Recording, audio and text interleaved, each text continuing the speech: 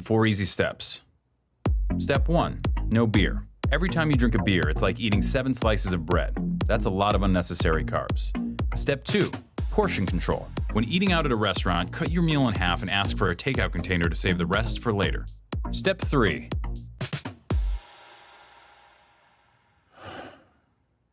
have your heart broken. And not just broken, but shattered by a girl who never loved you and never will. Try to get your shit together and join a gym. Start going to the gym regularly, and even though you don't know that much about exercise and you're way too weak to do pretty much anything but lift 5-pound weights with the old people, do it until your sweat makes a puddle on the floor. Then go home and go to bed. And the next day, do it again. And then again. And then again. Then go to work and listen to stories of your ex-girlfriend fucking around with gross and terrible people. Stories from your coworker friends who think they're doing you a favor. Pretend that it doesn't bother you. Pretend that being forced to see your ex at work every day isn't fucking killing you. Pretend that everything's fine.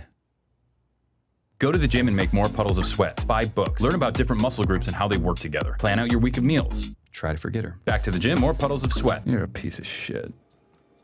You are a piece of shit.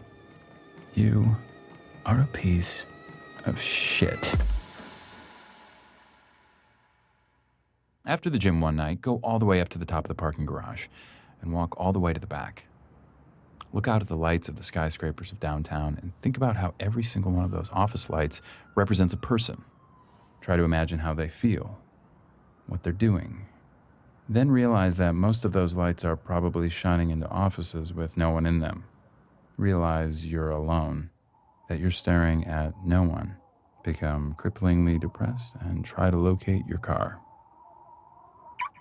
Go to sleep, go back to work, go to the gym, sweat, freak the fuck out on your ex. The next day, apologize. One day, she wears the necklace you bought her and tells you that she got it from someone really special. That night, you discover that Slayer's Angel of Death might be the perfect song to do squats to. Start to make friends at the gym. You used to look down on bro nods and fist bumps, but since that's how gym rats communicate, that's become the language you speak most often. Max and you spot each other on Wednesdays, Vinny and you spot each other on Fridays. It's important not to forget that you're a piece of shit. Work, gym, food, sleep, over and over. More fist bumps, more sweat puddles. Your body changes slowly, then all at once. You hit your goal weight, pick a new one, then hit it again. You go out and buy new clothes. You receive wave after wave of compliments. Your ex tells you that she's seeing someone else. Fucking bullshit. That night you go to the gym. You run farther and lift more than you thought your body was capable of. You go home and eat a single chicken breast and steamed vegetables. You go to sleep. You dream of a bottomless black puddle. No.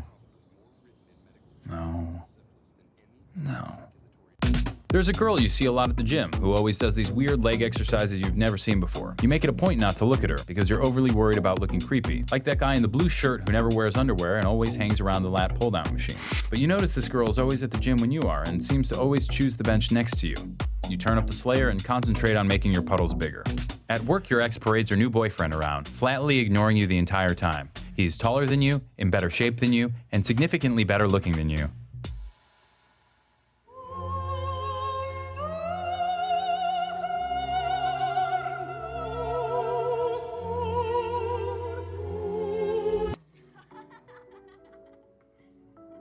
Fucking bullshit. That night, you bench press double your body weight. You sneak a photo of yourself in the mirror and email it to yourself with the subject heading, "You are a warrior." The next day, you are more disgusted with yourself than you've ever been, and you delete it immediately. You make puddle after puddle after puddle and eat single chicken breasts and work and sleep over and over and over and over and over and over. And then something different happens. A night comes when you're not the last person in the gym. It's you and the girl who does the weird leg exercises. You end up walking out at the same time. Her name is Melissa and she works close by. She asks you out to dinner on Friday, promising it'll be healthy. The leg exercises are pivoting curtsy lunges. You start seeing Melissa a lot, both inside the gym and out. You add a couple cheat days to your week. You start getting a lot less sleep.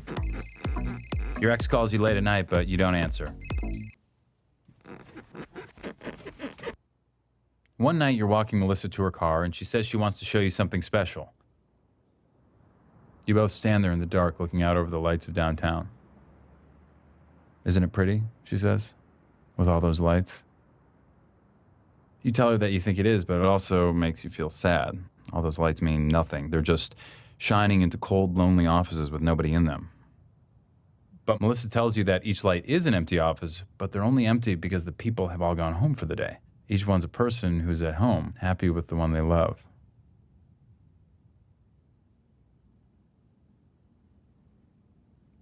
You look at her in the lights, and she smiles. Something in your chest expands.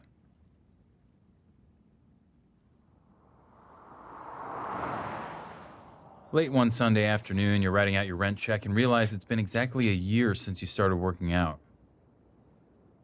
You think of all those miles you've run, those pounds you've lifted, and chicken you've eaten, and puddles you've made, and it doesn't seem that bad. You realize that it's not about hitting a goal weight or lifting weights. It's about waiting, being patient, and trusting that life will slowly inch along and things will get better. After all, change takes time. But time is all it takes. All artists in need of hot beats, hit up dolobeats.com. We got them bangers. Producers who need them high quality sounds, get your professional sound kit with over 11,000 sounds at dolobeats.com.